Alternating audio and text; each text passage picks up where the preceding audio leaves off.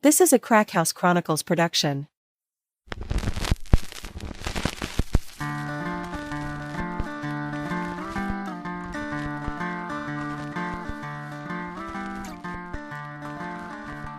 Welcome to the Crack House Chronicles, your favorite true crime podcast. I am Donnie, and with me is a man that will not judge a book by its cover, but he will judge a movie by its title. It's Dale. Yeah, I'm awful, Yeah, we have this discussion quite a bit. A lot. Yeah, if it's got a stupid name, I ain't watching it. No, he will not watch a movie if he don't like the title of the movie. It's stupid. Name it something good if you want me to watch it. Yeah, name it a good name. Yeah. Yeah, we do have this conversation quite a bit. I'm like, dude, you missing out on some good movies. Yeah, well, name them something good. Yeah, that's it. What's going on today, dude? You know, same old, man. Same old. Back in the Crack House doing an episode, doing it up right. Yeah, we got a crazy case this week, man. Yeah, buddy. Telling you what.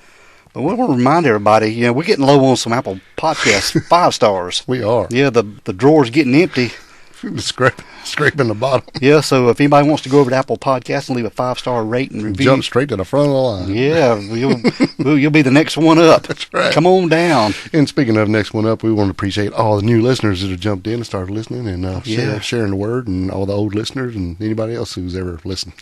Yeah, it seems like the listenership has picked up in the last couple weeks. Yay. Yeah. It goes in cycles. It's we're weird. Proud of you. It's weird how it works. I don't know. I can't understand how it works, because there's some weeks we get a lot of downloads, and the next week it's sort of. It's never bad. No, it's never bad, but it's like, do people not listen every week, or do they take a week off and then catch up, or I don't know how it works. Maybe they just mustard. Yep. Or mayonnaise. Yeah. There you go. Yeah, that's it. Crazy. I don't know how it all works, man. Yeah, buddy. Well, don't try to figure it out. We're just thankful for anybody listening. Yeah, it's great. Yeah, for sure. But if anybody wants to go to the store page, get you something cool to wear, you can. There's some hoodies over there, some long sleeve t-shirts, because the weather's going to be getting cooler. Yeah, buddy. You can do that, and we will certainly appreciate it. As of this recording, stuff is on sale, so it won't be on sale. But check it pretty regular, because it does. Yeah, this recording, it's on sale and free shipping if you get over $70 for it. Man. I posted a link yesterday. Okay, cool. As of this morning. Yeah. But as of this recording, but it may not be on sale when this comes out. Yeah. But yeah, just keep checking that stuff. Just so you know you missed out if it's not. Yeah. But it does go on sale pretty regular, so just keep an eye on it. Yeah, we try to post links. Or buy full price. We'll make a little extra $1 or so. Yeah. Yeah, we do make a little extra when it's full price, but it does help the show. It helps keep the lights on and helps us pay the bills. Yeah, man. Yeah, it really does. We need it. All right, Dale, we got a crazy case, and after this short break, man, we're going to dive into it. Yeah, so much for the fun stuff. Let's get into the anarchy. All righty. Let's do it. All right, Dale, we are back. We are. And, man, we got like I said in the intro part of this podcast, we've got a crazy episode. We do a lot of cases that are sort of lesser known type cases. Obscure. Yeah, people don't know much about. This is a pretty big case. It is. Yeah, this got a lot of media attention when it happened, and later on when things sort of developed in this case, it got some more attention. So we're going to get into it and talk about it a little bit. Yeah, buddy. Talk about a house cleaning. Yeah, but we're talking about a guy by the name of John List. John List. Mm-hmm. And just a little bit of background on this John List. He was born John Emil List. Yes. Yeah, and he was born on September the 17th, 1925. And this guy, he was born in Bay City, Michigan. Yes. And he was the only child of German-American parents. His dad was John Frederick List, and his dad was born in 1859. This is before the Civil War. Wow. I mean, you can't even imagine. Yeah, so when he was born, his dad was 62. Man. Can you imagine being 62 and having a kid? No. A newborn? No, and his mom was 38. Yeah, big age difference, yeah. Yeah. And, side note, they were second cousins. Yeah. But they were, his mom and dad were German immigrants, right? Mm-hmm. Yeah. But his mom, her name was Alma Barbara Florence List, and she was born in 1887. But just like his father, John List, he was a devout Lutheran. Yeah, buddy. He was very hardcore religious. Strict. Oh, yeah. Strict. And he also became a Sunday school teacher like his dad, too. For, gotta say, his mom really doted on him a lot. His dad was really cold pretty much to him. and they were super strict. His mom hardly would even let him go outside and play with other kids. She just wanted him to be straight down the line, reading the Bible, and that's what he did for fun. Yeah. So he didn't have much of a childhood at all, and really wasn't even allowed to go out and hang out with other kids till he was in high school. Yeah, play out in the yard with kids and play in the street or whatever they did. Yeah, there wasn't none of that going on. Mm-mm. No, right. But John List did graduate from Bay City Central High School in 1943. Yep. And that same year, Dale, he enlisted in the United States Army. Yeah, Dad didn't like that either. He wanted to go earlier, but they wouldn't let him until when he finally got age to do it himself, he went. Yeah, age of consent. They couldn't say anything about it. Right. Yeah. And he served as a laboratory technician during World War II. Mm-hmm. Now, his father died in 1944. Yeah, while he was away in the war. Yeah. Okay. You remember, right near the war end, his unit was captured. They were. And he was a POW. Yeah. It was a kind of a short time, but he was still a POW. Yeah, we talked about this before. So I don't know, we've heard, his unit was captured, but I don't know how many units are patrolling it or lab technicians, how that worked. Mm-hmm. But maybe they were loading whatever. It didn't matter what you did, you're going out. But he was a POW, and he did earn a Bronze Star for this. Correct. Yeah. And John List, he was discharged in 1946. Yeah, and he came back home. Through the GI Bill, he got to go to college. Yeah, University of Michigan in Mm-hmm. Ann Arbor. And this is where he got his bachelor's degree in business administration. Mm-hmm. And he also went back to school and got his master's degree in accounting. So he's really, really smart guy, as Yeah. far as book smart anyway. And he was also commissioned as a lieutenant through the ROTC. Correct. So, yeah, this guy, he's a very smart guy. Yes. Yeah. So we're moving up to November of 1950. Mm-hmm. And as the Korean War is getting underway pretty good. Starts escalating, yeah. Yeah. John List is recalled Yes. to active military duty. Yeah, and he is stationed at Fort Eustis in Virginia. Right. And while he's there, he meets a lady. Yeah, him and his buddy decided they want to go bowling. No, you got to remember, he still doesn't go out very much. And actually, when he went into the Army, he really liked it because his strict upbringing, he was kind of right at home. He fell right in line. Yeah, he fell right in line and loved it. So when he was recalled, he liked it even more. Mm-hmm. But so he didn't really, go out and do a lot of things. And him and one of his buddies decided that they would go bowling one night. Yeah. And they noticed there were two ladies that were bowling in the next lane over, but they weren't very good at it. So they were kind of showing off a little bit to see if they could get a little attention. Yeah. So, yeah, they got a little attention from the women there that night. Correct. Yeah, so they got to talking to these ladies. And I think his buddy actually got to talking to this Helen Morris Taylor. Right. And John was talking to her sister. Mm-hmm. That's right. Until he realized the sister was married and had a couple kids. Yeah. And then So he that realized, just cut that off, yeah. Yeah, he was out of luck. Yeah. So I think the friend of John had actually, got to talking to this Helen and had asked her out or something. Something happened there. Well, they had went out a couple times, and then Helen realized that the friend was also married and had a couple kids. So, she's like, well, she cut that off as soon as she found out. And this opened the door for John, and he later called her, and then they started dating. They did, yeah. She went out with him. They hit it off, and they started going out. Right. Yeah. Now, Helen had, she was a widowed, and her husband had been killed in the war. They'd been killed in Korea. And she had a young daughter. Named Brenda. Right. Yeah. So she was a widow with a young daughter. Yeah. But they hit it off, and they started dating, and they eventually got married. Yeah, John didn't mind. He really liked her, and he was all good with everything going on. Mm-hmm. And they were married on December the 1st of 1951 in Baltimore, Maryland. Well, it was a little bit of a trick. Once they started dating, she told him she was pregnant. Yeah. So him being strict Lutheran, he's like, well, we need to get married. And then they started making plans for marriage, and she's like, psych, I really ain't pregnant. How wonder if she done that just to get him into marriage? I think so. I think she was trying to latch on. Yeah. And that sounds bad, but I think that's what was going on. Knew that but he really didn't care. He really loved her, so he's like, whatever. She knew he was educated, had a master's degree. He was doing well. He's doing well in the military. In the Army. Right, yeah. Correct. Yeah. So, I'm gonna latch onto this and just ride this. Right. I think she just used him. Yeah, I think so. Just especially knowing her mindset later on, I think exactly what she knew what she was doing. Yeah. So they got married in Baltimore, Maryland, and they eventually moved to Northern California. And the Army they were starting to recognize John List, his accounting skills and his abilities, and they reassigned him to the finance corps. Mm-hmm. Yeah. So after John completed his second tour in 1952, he worked for an accounting firm in Detroit. They moved to Detroit. Mm-hmm. Kalamazoo. Yeah, and then as an audit supervisor at a paper company in Kalamazoo. Kalamazoo. And while they were there, him and Helen, they had 3 kids. Mm-hmm. They did. Now, which was rough on her, Yeah. She had some problems going on. Yeah, she did. Helen, she started drinking a little bit. Well, I think that was to try to cope with her problems. Yeah. And actually, she had syphilis.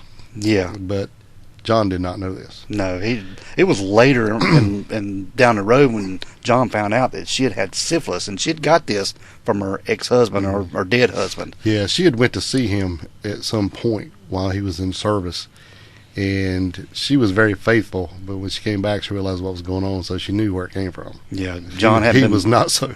He'd got that while he was at war. Yeah. Yeah, with her ex-husband. Yeah. Yeah. So who was deceased. But I think the syphilis she had wasn't as bad as they say it was. It was latent. Or Yeah. whatever, but I don't think it was. And apparently wasn't showing a lot of symptoms. But she didn't know. I don't think she knew for a long time. And then once she figured out, had done a lot of damage to her. And I think that's why she started drinking, just trying to cope with stuff. Mm-hmm. And then they would put her on some medications, and that would just made it worse. Yeah. So we're already seeing a downfall of her a little bit here. Yeah. But the daughter of Helen, Brenda, and John's stepdaughter, she was 16 and she got pregnant. She did. Yeah, she did. And they sent her away. I guess back then they would send girls away to Unwed mothers were very frowned upon. Yeah, because getting into the story and understanding John's mindset a little bit more, Strict Lutheran. he had to have a certain look about him and his family to everybody. He wanted to project this image of the perfect family. Yeah. I mean, it was so bad, and I don't know if it's going on at this point, but just to say, it was so bad that he would wear his suit and tie while he mowed the grass. Yeah. I mean, he was trying to look perfect at all times. I mean, it's pretty anal, actually, I guess. It's over the top, is what it is. Yeah. So he wanted everything. He wanted to be the perfect family, portrayed to be the perfect family, and what in his mind he saw as the perfect family. So anything that was making him look bad, or he thought made him look bad, wasn't gonna play out. No. But they sent Brenda away to a home for, I guess it's called, for wayward girls or something. Yeah. Yeah, and Brenda did eventually get married and have her child. Yeah, and left the household. Yes, she did. Right. And the List family, they moved again to Rochester, New York. This is where John took a job with Xerox. Well, he had got let go from the paper company. What had happened, and the paper company was really good to him. They knew that his wife had a lot of issues, and anytime she was having problems, was super stressed out or anything with those small kids, they would let him leave the company and go home and help her out as long as he got all of his work done. So it worked out really well. But then the company was bought out by another company, and when they started going through some stuff, they didn't really like that. Now, they did keep him on until he found another job, and that's when he found a job with Xerox. Yeah, which was a pretty big company back in the day. And they offered him a good bit of money. They offered him $12,000 a year, which is about $115,000 probably today. Ain't nothing to sneeze at. And then with the bonuses and everything, he could make up to $25,000 a year, which would be well over $200,000. So that's a pretty dang good job. Very, very good money. Yeah. Xerox was big deal then. Yeah, and they're working for Xerox. He eventually became director of accounting services there. So yeah, he was doing pretty well as far as making money and moving on up in the company. Right. Yeah. And in 1965, John, he accepted a position as vice president and comptroller at a bank in New Jersey. Yeah, well, he got fired from Xerox. He did. They let him go because I don't think he's the best common sense guy, and he didn't really have a lot of, I don't know, maybe he was autistic or something. I don't think it was, nothing, but it was he's just real straight and dry. Very structured. Yeah, but it's just, I I don't think he ever came to be what they thought he was going to be when they got to looking at the numbers. And really, I think what had happened is the Xerox company, the sales had started declining a little bit, so they could go through. Because I think before they were just hiring up, who they thought were the best people. And that's why they offered him all that money. And then when things started slowing down a little bit, how companies start cutting back a little bit. Downsizing. Yeah, they started looking and going, well, maybe he's not, what we need. He's definitely not, manager material. So maybe we can do without him. So they cut him loose, and then he found this other job. Well, that too, and he was such a perfectionist. He wouldn't, if he was working on something, he worked on it until it was, in his mind, it was absolutely perfect. Good point. Yeah. And that's what I kind of mean, maybe the autistic thing. I don't really mean, and I don't mean that to be a bad, no, so don't think that's what I'm saying. I just mean like he's so focused on one task that it had to be perfect. Yeah. Letter perfect all the way through. And somebody else might knock it out in an hour or two. It'd take him the full day to do that one little thing. Yeah. Yes, he was just so, everything else. Everything was meticulous with him. Meticulous, good word. Yeah. Which I was trying to describe John and how he was. Right. Yeah. So he got this job at this bank as the vice president and comptroller. Yeah. Mm-hmm. When he got that job at the bank, they said that Xerox gave him a great recommendation. Basically, said they can he can go ahead and get on out of here. But they offered him $25,000 off the bat, and he was that vice president. So this is the most money he'd ever made. Yeah. So everything was looking good. Even though he got lost his job, it was like a blessing in disguise, kind of sort of. Yeah. So they moved to New Jersey, and this is where they bought this 19-room Victorian mansion. Place had 19 rooms. It was on 22 acres, Donnie. 19 rooms, over 10 fireplaces. 10. Yeah. A ballroom, 5 bathrooms, 2 living rooms, a dining room, a huge kitchen with a butler's pantry. It had a servant's quarters up on the 3rd floor. And it just was massive. Yeah. Massive. A lot of tall trees on this property. Right. And it was worth over $100,000 then. But it was on the market for $57,000. Yeah. And John had borrowed $10,000 from his mother to be able to purchase this home. But there was a catch. A catch. Yeah. In order to get this money from his mom to make this down payment, she said that she wanted to live there in the home. Right. And her and John's wife were not the closest. They didn't get along too well, huh? No. No. Sure didn't. No. But this property, this Victorian mansion, was located at 431 Hillside Avenue there in Westfield, New Jersey. Right. Yeah. Now, this is where the neighbors would see him mowing his grass with his suit and tie on. Yeah, and when they moved into this mansion, they were there, and there was a knock at the door one day. And the neighbor came to the house. To welcome to the neighborhood? Yeah, and John opened the door, and his neighbor was standing there with this pie. Homemade pie. And John told him right off the bat that we keep to ourselves. We don't socialize, but he took the He still took the pie and shut the door in his face. Just shut the door in his face. I'm like, damn. Yeah. Yeah, which was kind of heartbreaking for the neighbor because they saw that he had some young boys and he had young boys. Like, well, now he's got some friends, but that didn't happen. Mm-mm. That did not happen at all. Man, can you even imagine? No.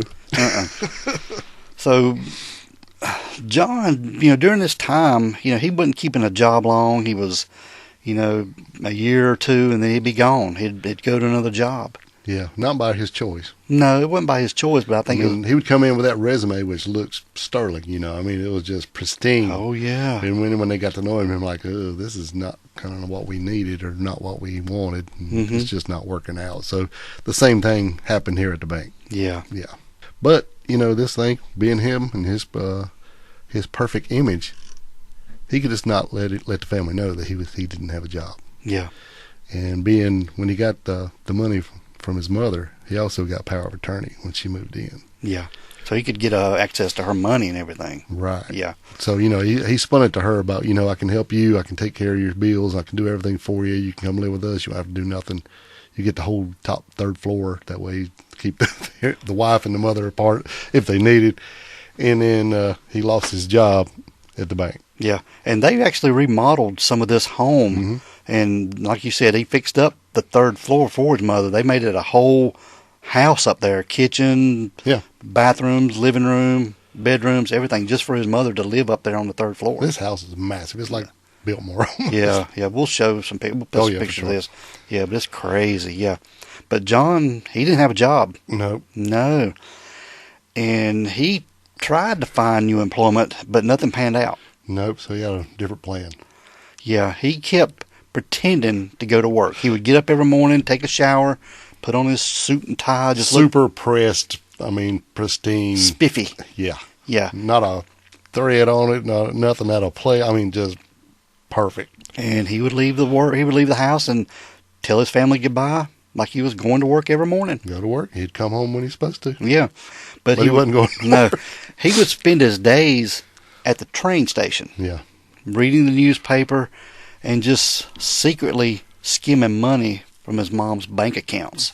Right, to make the house payment. Yeah. So he would go there and, whether he was looking, I'm sure he was looking through the papers trying to find a job or whatever he was doing, but nothing was panning out.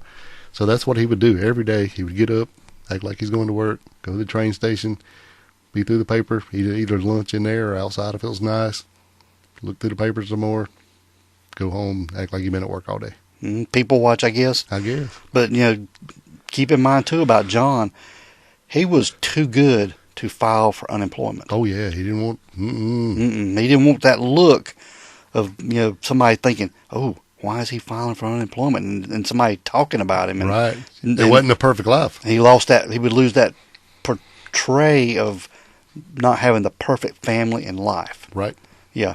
That was very important to him. Yeah. And also, these kids, they were on a strict regiment. Yes. They went to school, they come home, did homework, they went to church on Sunday, the family went to church. That was their thing. Well, and getting back to when him and his wife first met, that was one of his demands to get married was she had to become Lutheran and join the church. Yeah, she was Catholic. And she was like all good with that, but then she realized how he was about this, and it's like, you got to be there every time. I'm volunteering at church. We're sitting on the front row we're going to learn there, and we're going to look perfect.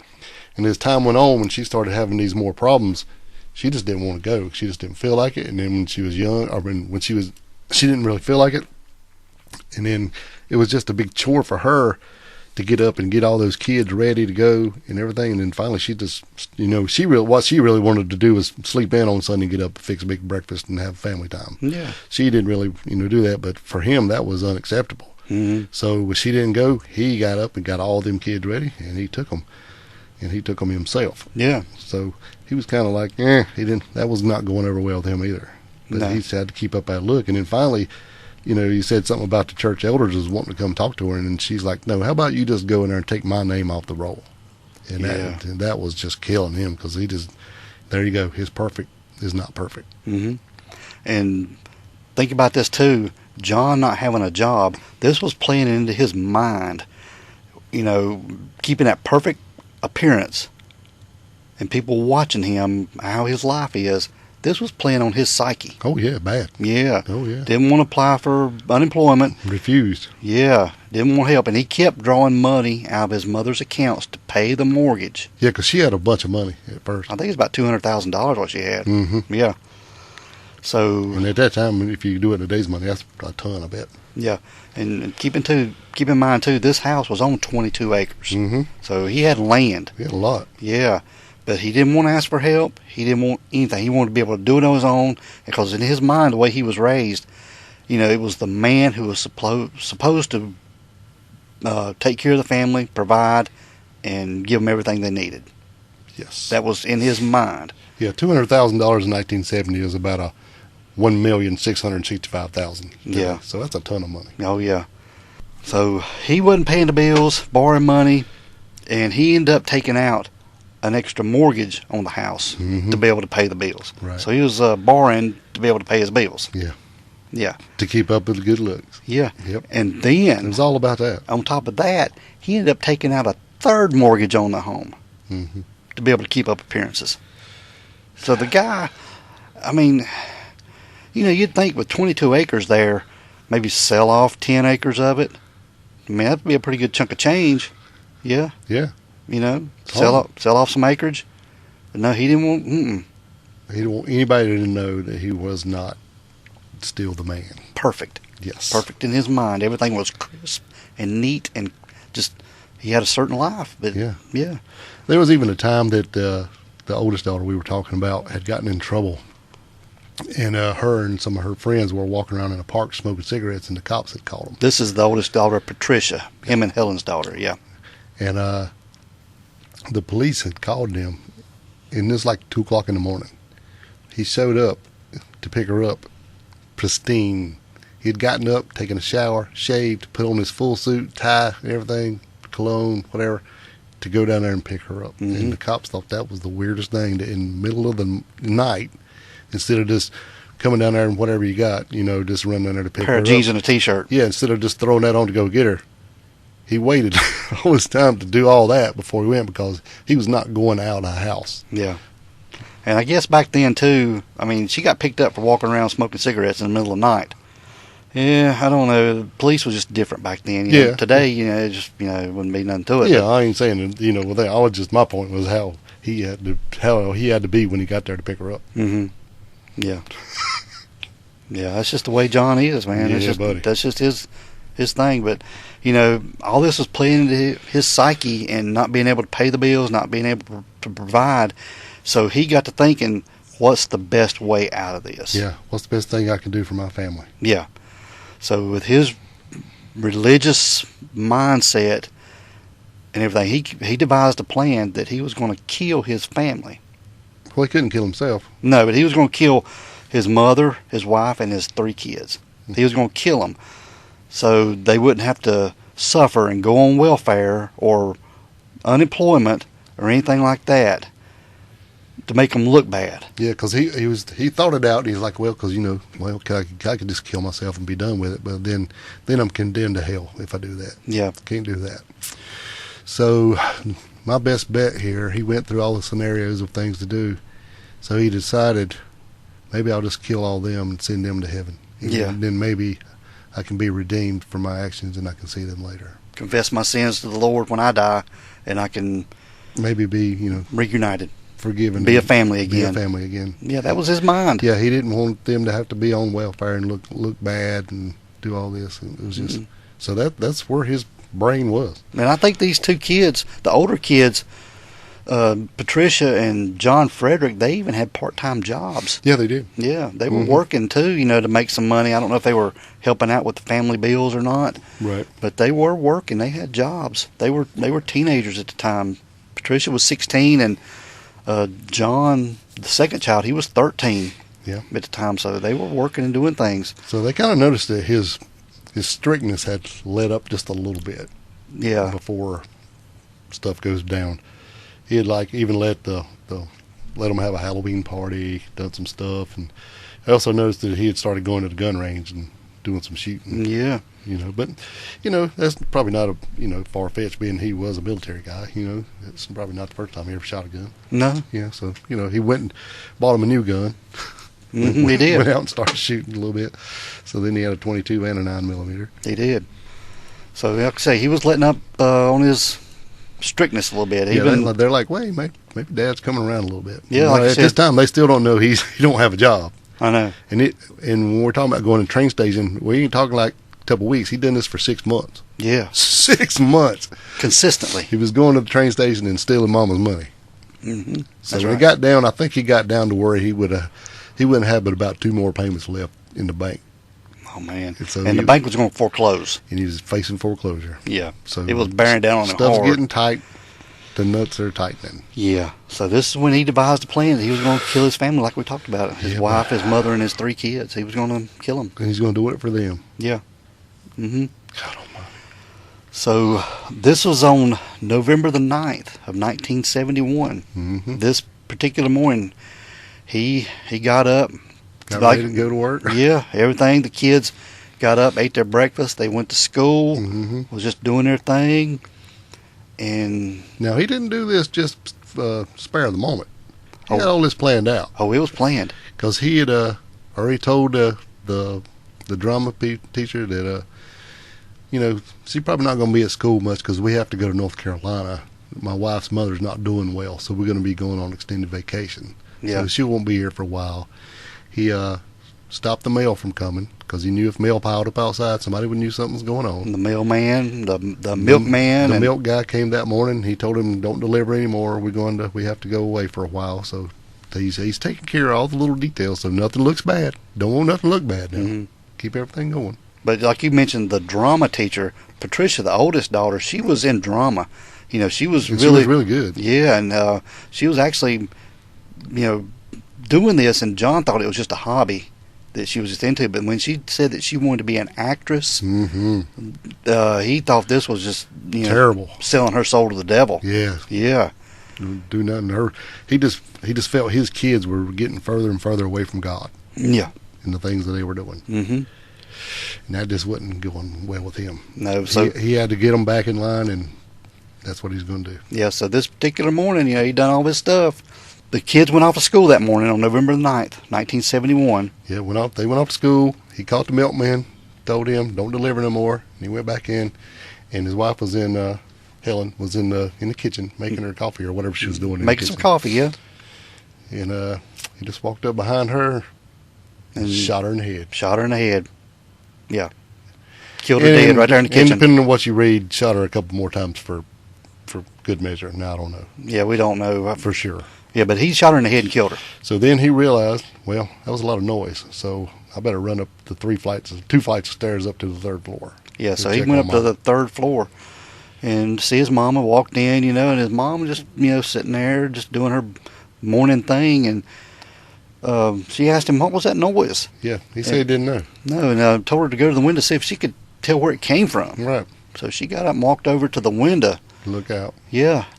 And she turned around to look at him. Yeah, he walked up behind her, and she could feel the presence, I guess, when somebody walks up, you can feel it. And then when she turned to look behind him, he shot her in the head. Yeah. I guess he was going for the back of the head because he didn't want him to know it was coming. Yeah. But when she turned, he shot her really right above the eye. Yeah. So he shot her in the head. And it's reported, too, that when he came up to see her before all the shooting, she actually kissed him on the cheek. Yeah. Good morning. Yeah. Good morning, son. God almighty. Yeah. Then he shot her. Yeah. Shot her in the head. So he goes back downstairs and drags his wife, Helen. Put her on a sleeping bag. And dragged her into the big ballroom. Mm-hmm. Yeah, this big room. It was huge. Yeah, laid her in there in the ballroom. Yep. Then he went in and started cleaning up the mess, cleaning up the blood off the floor, because it was quite a bit. Yeah, a lot of blood, a lot of mopping, a lot of cleaning. Yep. And then he went and took a shower and changed suits because he realized he had blood all over him. Mm-hmm. And then he just waited. Yeah, he just waited around the house. And then his daughter called.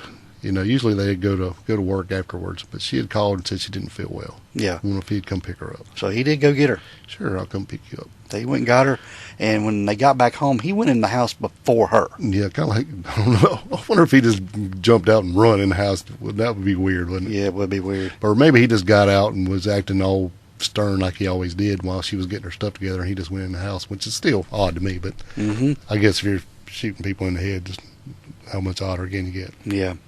But when he got in the house, he beat Patricia in the house. And then when she came in... Yeah, he'd hid in the laundry room. Yeah. He shot her in the head. Shot her in the head. Yeah. Put her in a sleeping bag, drug her in there. Drug her into the ballroom, yeah. Cleaned up a little bit and waited. Yeah. When the youngest son gets home, Frederick, they called him Freddie. Right. He arrived home, and he shot him in the head. Yeah, he come out of the laundry room, bam, shot him in the head. Yes, he did. Just right there. I mean, just, God almighty, shooting your own kids in the head. Mm-hmm. That's right. Send them to heaven in his brain. So with his mother, his wife, and his oldest daughter and his youngest son dead. Put him on a sleeping bag, drug him to the same ballroom. Now, he left his mother upstairs because he said she was too heavy to carry down. So he just stuffed her in a little room up there. A little closet, yeah. Yeah. So they were all dead. So John, he leaves the house. Yeah. He drives to Westfield High School. Mm-hmm. Yeah. And he was going to watch his oldest son, John Frederick, who was 15, playing a soccer game. So he sits there and watches the soccer game and just chills out and, and hangs out. And then they go home. Yep. He's driving John Frederick home, and when they get home, John goes in the house before him. And when John Frederick, the 15-year-old, comes in, John Jr. comes in, he shoots him, or tries to. I think John Jr. knew something was up Because when he come in, he just didn't go lollygagging in the house like the rest of them. He kind of looked over, and when he looked, he caught him coming out to shoot him. Yeah. And I think it was a struggle went on. Yeah, I And think then he fought back. And then tried to get away from him and end up shooting him in the back. And he even tried to, he just shot him several times. Even he had got back up to his knees and then before he ever shot him. He ended up shooting him 10 times. Mm-hmm. And there was some evidence that showed maybe there was a misfire on the gun. Yeah. Yeah. Or something. But he had 2 guns, so. Yeah, but John Jr. did attempt to defend himself. Yeah. Yeah. And he shot him. Then he shot him several more times. 10 times in all. Yeah. So he just shot him that many times so he wouldn't suffer. Mm-hmm. So. And he put him on another sleeping bag and drug him, and all of them's in the ballroom. All of them's laying there on the floor in the ballroom. This is when John List, he pens a 5-page letter to his preacher. And this letter is found on the desk in the study. Right. Now, depending on where you get your information from, this is either now or the next morning. Because some information is that after this, he was hungry, so he made him a sandwich and ate it and then wrote this letter. And then other places say he went to bed and had the best night's sleep he had in a long time, got up the next morning, ate, and then wrote this letter. Yeah. So we're not sure which one is exactly right, but there you have both scenarios. Yeah, he's still at the home. Either way, he sat down, ate some lunch there at the table right where he shot his wife, and then wrote these letters. Yeah. And I'm going to read this letter right here, Dale. Okay. It starts out, Dear Pastor Raywinkle, I am sorry to add this additional burden to your work. I know that what has been done is wrong from all that I have been taught, and that any reasons that I might give will not make it right. But you are the one person that I know that will not be condoning this, and at least possibly understand why I felt I had to do this.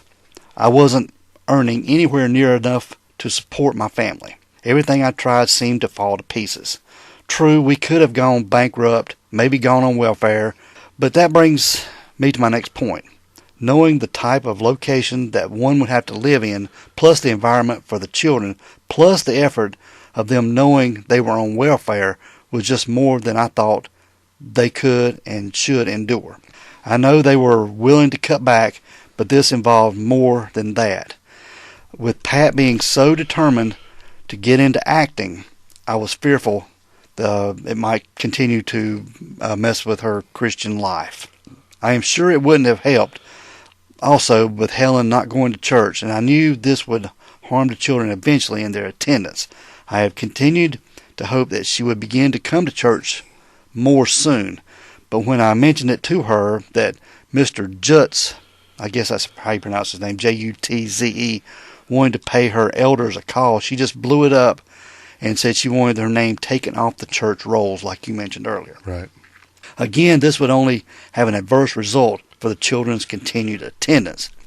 So that is the sum of it, and if any of these had been the condition, we all might have pulled through, but this was just too much. At least I'm certain that all of them have gone to heaven now. If things had gone on, who knows if this would have been the case.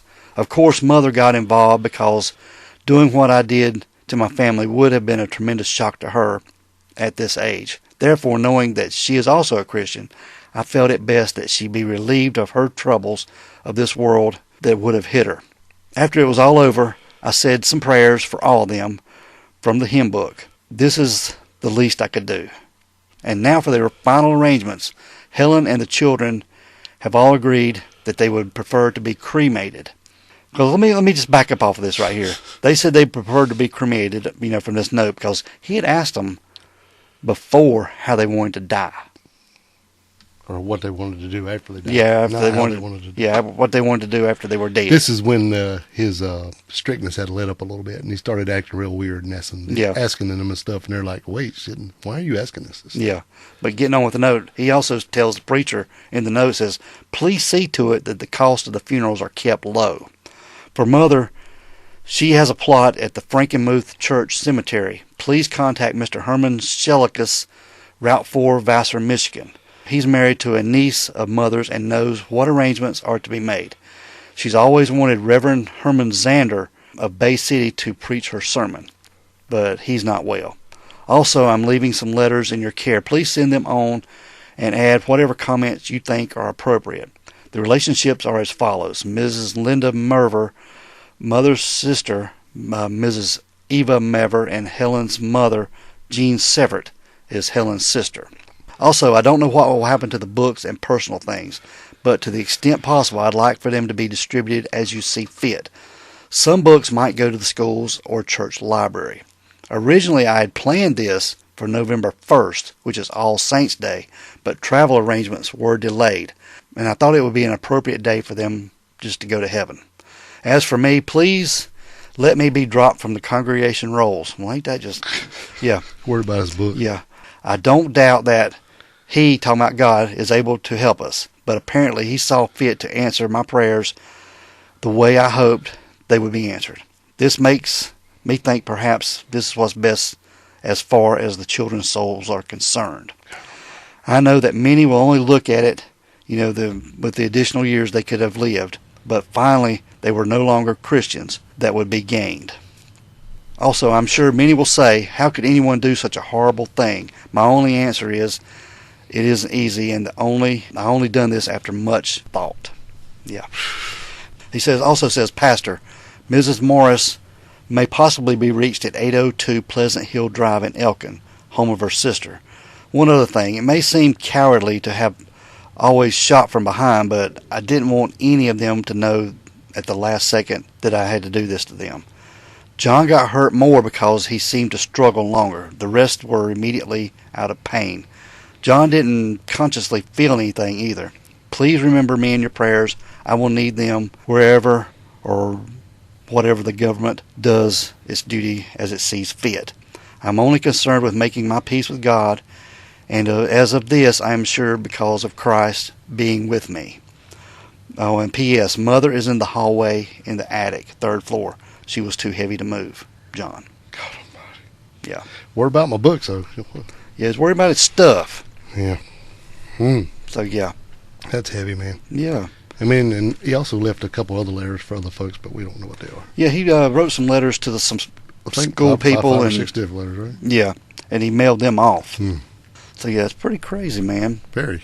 But John did clean the house pretty good. And also he went around and all the picture frames that he was in, all the pictures, he tore himself out of them. Yeah. Or took scissors and cut his face out. Yeah. One or the other. So they wouldn't be able to use anything to try to track him down. Right. He thought, well, if they don't have a photo of me, it'd be a little bit harder to find me. Mm-hmm. So with that, he took his stuff and his nicely pressed suit and went out and got in the car and left. Well, before he done that, he turned the radio on. Oh, yeah. He turned the radio on in the house and they had a broadcast and I guess a PA system in the house. Right. And he had a classical music playing through the house. Right. And turned the thermostat down to 50 degrees. Yeah, so... to make it cold, but not cold enough to bust the pipes. Because he didn't want to bust the pipes because then that would cost the bank more to fix all that. So he was worried about the banks having to spend money on his property if that happened, if the pipes would bust. Mm-hmm. And, make sure he kept all the lights on so the neighbors wouldn't know nothing was on, or most of the lights, so the neighbors wouldn't think nothing. And then he had the music playing on a classical station. So he was worried about the bank and the neighbors and his books. Mm-hmm. That's right. But that's when he left. Yeah. And now get this. The murders were not discovered until December the 7th, nearly a month later. Right. Partly because of the family's, their reclusive lifestyle. Mm-hmm. Yeah, they didn't associate with anybody or anything, and also due to the notes and the phone calls that John had made. Made ahead of time. Yeah, just shutting everything down. Yeah, the neighbors started noticing that the lights were on all the time, but they started to burn out a little bit. And nobody ever replaced them.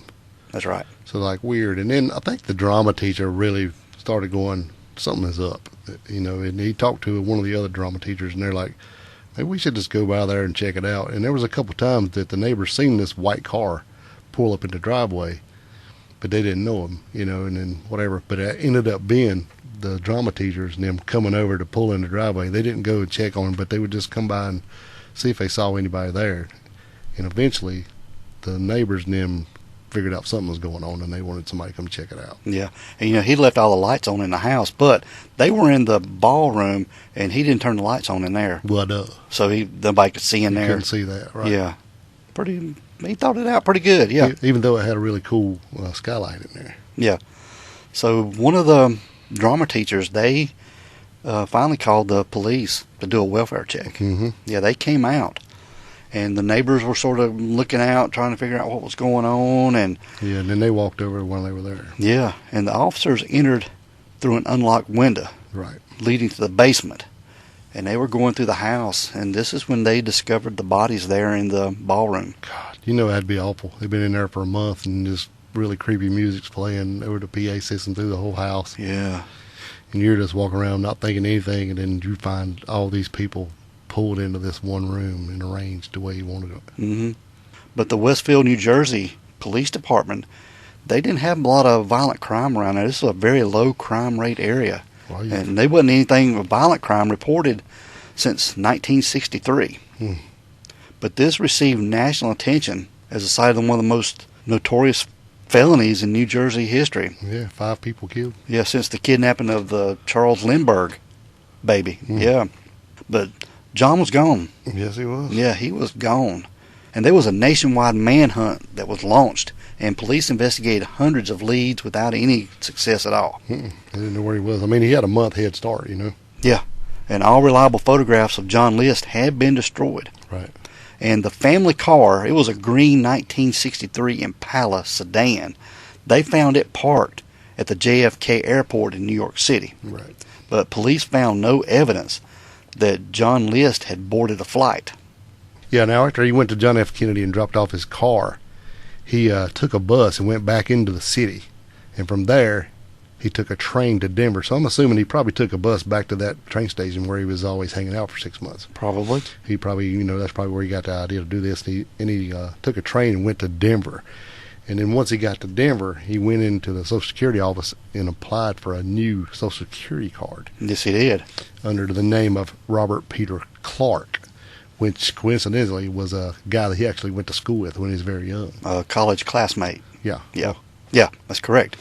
So then after that, and I guess back then you could just go tell him I lost one. Did they give him just a new name, a new number? Or? They give him, yeah. They just told him what his name was, and they give him a new number.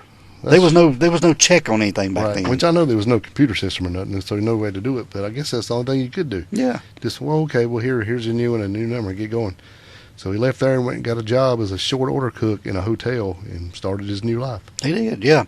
But he'd draw all the money out of the bank that his mama had and cashed a couple checks. Mm-hmm. And So he had a little bit of money to run on. And yeah, that was it. just a few $1,000s. It wasn't a lot, Right. but it was enough. Well, a few thousand back then would be a lot, Well, I mean, comparably. Yeah, to be able to get across the country somewhere and just start your life over. Mm-hmm. Yeah. Don't forget this part. Now, the next year, the following August, the house caught fire.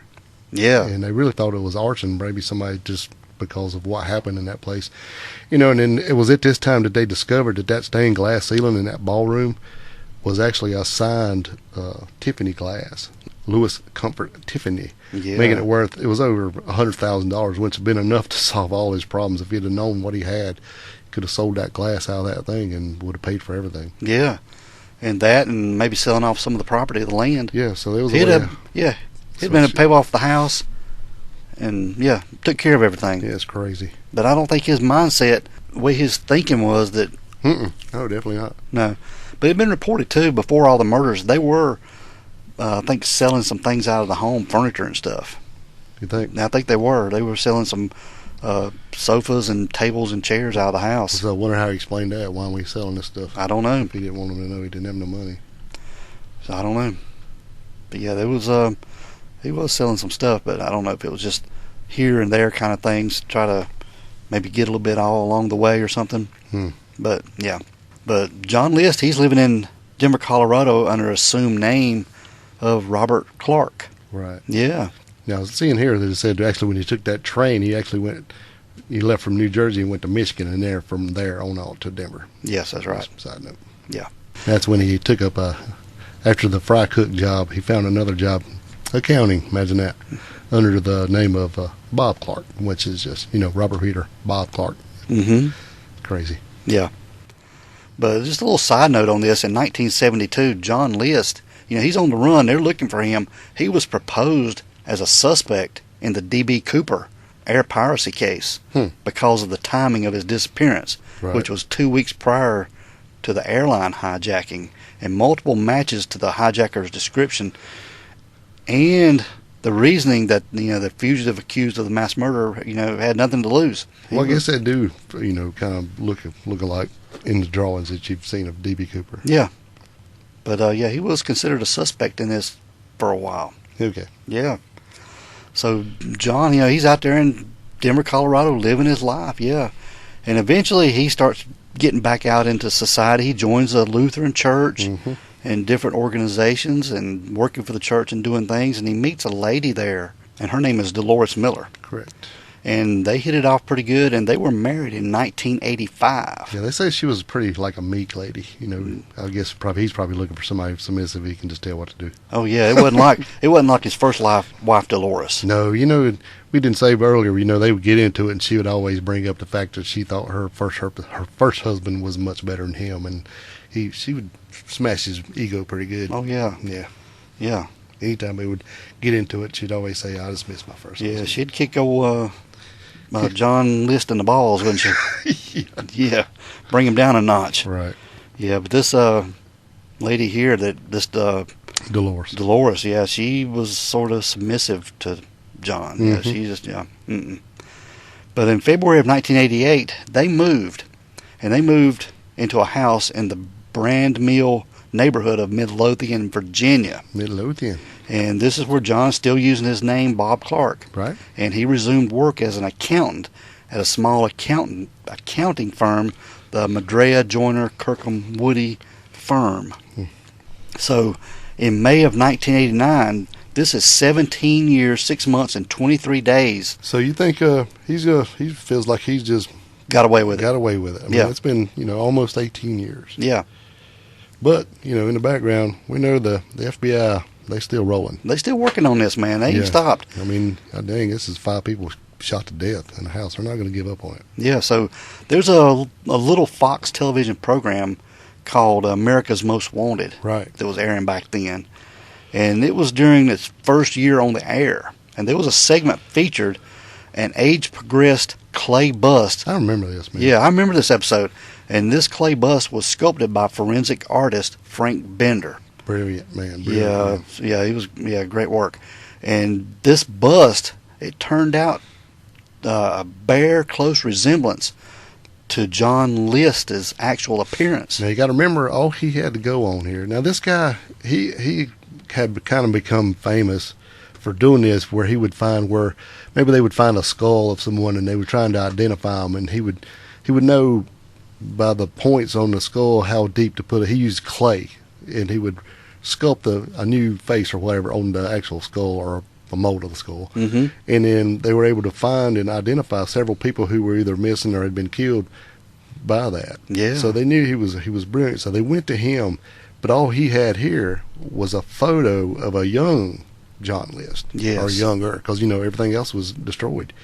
So he got with the psychologist or psychiatrist, one or the other, and they got to talking about how they thought his age would have progressed, being he had all this on him, and stress of not really of what he'd done, but trying to run and not get caught, this kind of thing, and then how that would affect his looks. And anyway, so he took the picture of a young John and just started sculpting out of nothing, just clay, and then just started making his features how they thought he would be as he age progressed and become what he would look like. Yeah. And then he looked at pictures of his parents, noticed how the jowls started to sag a little bit as he got older, and then the hair would start going back, and he knew he also had a big scar under this one ear. But so he started kind of with nothing but a photo and a handful of clay and made this bust, and this bust turned out to be almost exactly what he looked like. Yeah. And we'll post pictures of this because it's just amazing. And without Frank Bender, they would never caught him. No doubt in my mind. I know. Caught him. But so they took pictures of this, and actually he said the thing really was, he knew how vain this guy was. He knew he would probably be still working somewhere as a CPA. They knew that he would definitely keep his glasses because he would want them to, because it makes him look smarter. But he thought he would change because wore those horn rims when he was younger, but he knew he probably came up with a little bit of different style of glasses, but he still would have them. So he had this big box of glasses that he had accumulated, And he picked through them and picked through them and picked through them, and he finally found one that he thought would be perfect. So when he put them on the model and they took pictures and everything, it just was outstanding. Yeah.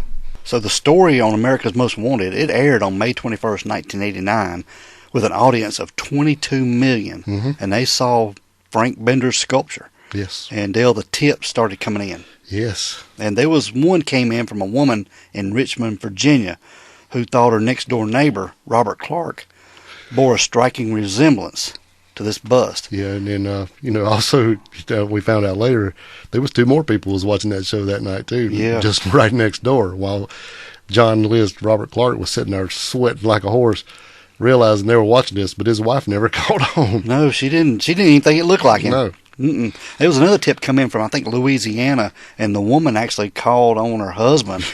She called, and she had the FBI come down and check him out. Yeah, but it wasn't him. It wasn't even him at all. I bet it was a lot of explaining to do after that. Yeah, but this one in Virginia, this woman that called, they come out there. Yeah, they did. Yeah, they said the tipster said her neighbor was also an accountant and attended church. Yeah, and I think they even knew about the scar because they were neighbors and they saw them all. So when they called, they came out and then they went to the house. He was not there, so they went to where he worked. Yeah, that's right. Knocked on the door, went in, asked about him. He said, "Yeah, he's right in here." He walked in and said, "Are you Robert Clark?" He said, "Yeah." He said, "Are you also John List?" He goes, "No, I'm Robert P. Clark." He goes, "So I think you're John List." So they got him, and that's, where we said he had went and bought that pistol. So he had his fingerprints from that gun permit and everything else. And sure enough, it matched his military records and everything come up, and it was him. Same fingerprints that was at the crime scene. I mean, everything. Yeah. So they knew they had their man. Yeah, and John List, he continued to stand by his aliases for several months, even after his 1989 extradition to Union County, New Jersey, back up there where the crimes were committed. He faced this irrefutable evidence. Yeah, them fingerprints, man. They had the military records and the gun permit and everything they had. They're not lying. They got you, buddy. So he confessed his true identity on February 16th of 1990. Yeah, there's still video. I mean, there's video with his then current wife standing there talking to him, going, "I just don't believe it's him. I just don't believe it's him. It's just not him." I know. Yeah. So at trial, John List testified that his financial difficulties reached crisis level in 1971 when he was laid off with the closure of the New Jersey City Bank. And to avoid sharing this humiliation development with his family, John List engaged in the same routine and dressed as when he was employed, leaving home each morning. Going to the train station. Yeah, just to hang out reading newspapers until it was time to come home. Right. And List diverted money from his mother's bank accounts, like we talked about, to avoid default on his mortgage. And as the year progressed, the family's financial problems became more strained, and List encouraged his children to even get part-time work, like we talked about. Yeah. And he was just telling him it was going to teach him maturity and responsibility, but he was just taking that money, trying to get money. Yeah. And that one is in his wife. Now his wife was getting bad off with with her alcoholism on top of that syphilis and all that problems. She was definitely in bad shape. Yeah. And so I don't know, but still don't deserve to be shot in the head.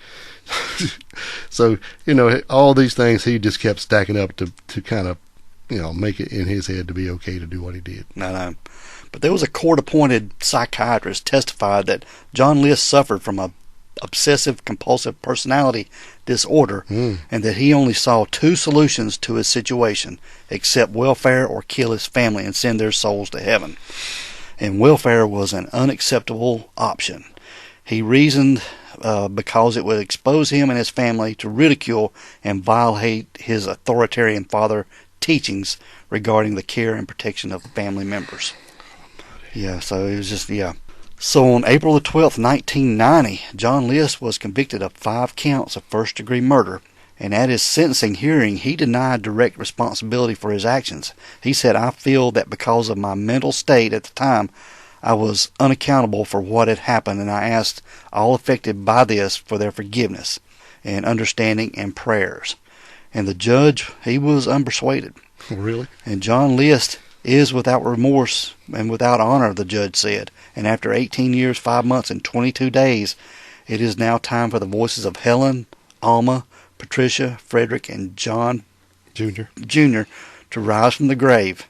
He imposed a sentence of 5 terms of life imprisonment to be served consecutively and the maximum permissible penalty at the time. That's all he could give him. He gave him every bit of it. Oh, every bit he could, yeah. But John List, he filed, appeals of his conviction on the grounds of his judgment had been, impaired by the post-traumatic stress disorder due to his military service. Oh, God. And he also argued that the letter he left behind at the crime scene, essentially his confession, was a confidential communication to his pastor and therefore inadmissible as evidence. Mm-hmm. But the federal appeals court rejected both arguments. Yeah. But John List eventually expressed a degree of remorse for his crimes. He said, "I wish I had never done what I did." This is what he told Connie Chung in 2002. He said, "I've regretted my action and prayed for forgiveness ever since." And when asked why he had not taken his own life, he said that he believed that suicide would have prevented him from going to heaven, where he hoped to be reunited with his family. Yeah. He ain't worried about these 5 killings. No. I think Thou Shalt Not Kill was one of the top 10, right? That's right. But John List, he was in prison, and he died of complications from pneumonia at the age of 82 on March the 21st, 2008, while imprisoned at the St. Francis Medical Center in Trenton, New Jersey. But in reporting his death, the New Jersey Star-Ledger newspaper referred to John List as the boogeyman of Westfield. But, there's something sad, too, about this. I don't feel a bit of sadness for him, but when he died, his body was never claimed. No. Well, hell, he killed everybody that loved him. Yeah. But the only survivor of this family was Brenda, John's stepdaughter, which was Helen's biological daughter. She'd gotten pregnant and left and moved out and went on. Luckily for her. Yeah. And I read an article about her, and she said this affected her deeply over the years. It was traumatic. And I seen where she said, "Why didn't you just ask us for help?" Talking about her and her husband. And, he said, "We would have taken you in, all of you, to try to help you." But he was too proud to ask. He wasn't going to tell anybody. He wouldn't ask for help at all. No. Lord, no. But Brenda, I think she died at an early age of around 52. She died young. Yeah. Yeah. I don't know what her cause was, but it was very young. Yeah, but it's just a sad case, and we wanted to cover this because there's a lot of stuff to it, and it's a pretty well-known case. And we've covered a lot of cases that aren't well-known, so we wanted to do this one. You got any last thoughts on John List? No, he's just a piece of trash, if you ask me. I just don't understand the whole thing about, he was so proud and wanted to portray this whole perfect life that anything less than perfect was unacceptable to him, and this is his only way out. Yeah, that's right. Sad. All right, Dale, we're gonna get out of here, man. That was rough. It was rough. We want everyone to be safe. Just please be careful and always be aware of your surroundings, because the next episode could be about you. This is the Crack House Chronicles.